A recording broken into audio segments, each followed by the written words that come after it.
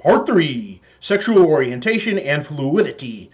Though Alfred Kinsey's overall research was dubious, his categorizing individuals along a continuous sexual orientation spectrum was remarkable.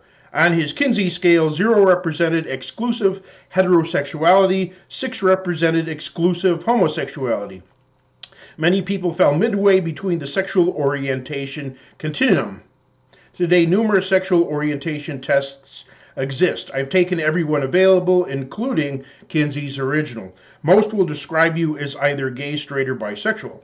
However, every test has the same false assumption that sexual experience is always a big factor in sexual orientation, when availability of particular partners is the primary factor. For example, a sizable number of boys experiment sexually. Some attended all-boys schools with limited exposure to females. Also, a question such as, are you physically attracted to both men and women, is useless with the two-option binary yes or no, without asking to what degree, and genders an either-or fallacy. Almost everyone is attracted to both sexes somewhat.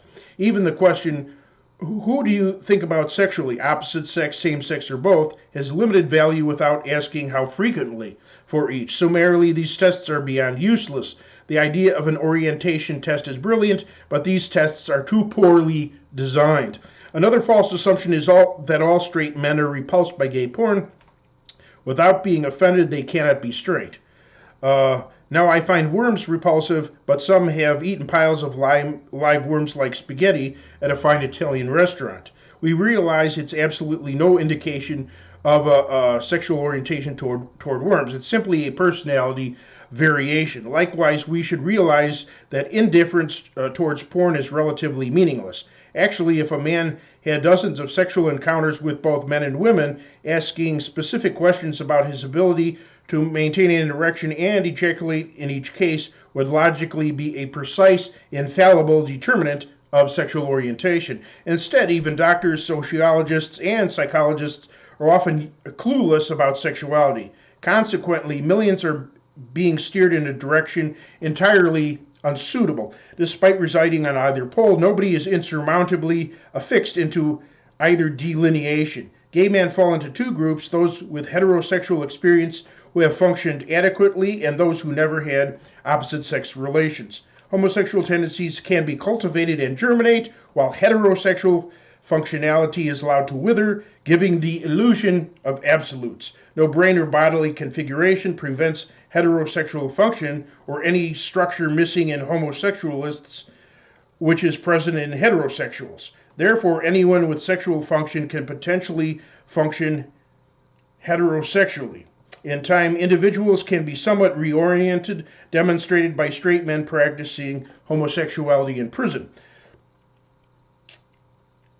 Besides, cultures such as ancient Greece were almost universally bisexual or ambisexual. A modern example is Holocaust victim Anne Frank, who expressed bisexual fantasies in her diary and was raised in sexually liberal Amsterdam. Early gay rights activist and author Gore Vidal stated, there is no such thing as a homosexual or heterosexual person. There are only homo or heterosexual acts. A man in a social group I belonged to was currently married with children and had extremely few homosexual experiences, yet identified as gay. Another man in a nightclub identified as gay, yet said the best sex he ever had was with a woman.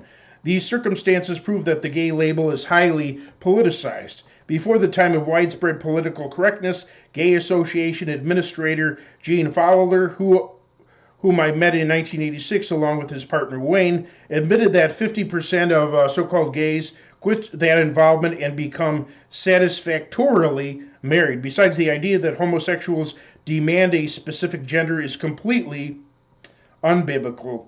Animal homosexuality. Animal reactions often correspond with human reactions. Canaries were used in coal mines to warn miners of toxic gas. If the bird with a more sensitive system dropped dead, the miners exited the mine before the toxic gas overcame them too. Also, the presence of animals in some geographic areas indicates a food and water supply. Their absence indicates lack of food and drinking water. Animal homosexuality is used to support the idea that homosexuality is a natural preference, yet mammals cannot turn their drive on and off. In male animals, especially when no female is around, when the female is especially difficult, or when dominant males monopolize the females, homosexuality sometimes occurs, not as a preference, but as a substitute, as with a flat car tire. We substitute the spare so-called donut tire. Here, human behavior mirrors animal behavior. And same-sex pairing in penguins proves nothing, since unlike most animals, male and female penguins look exactly alike.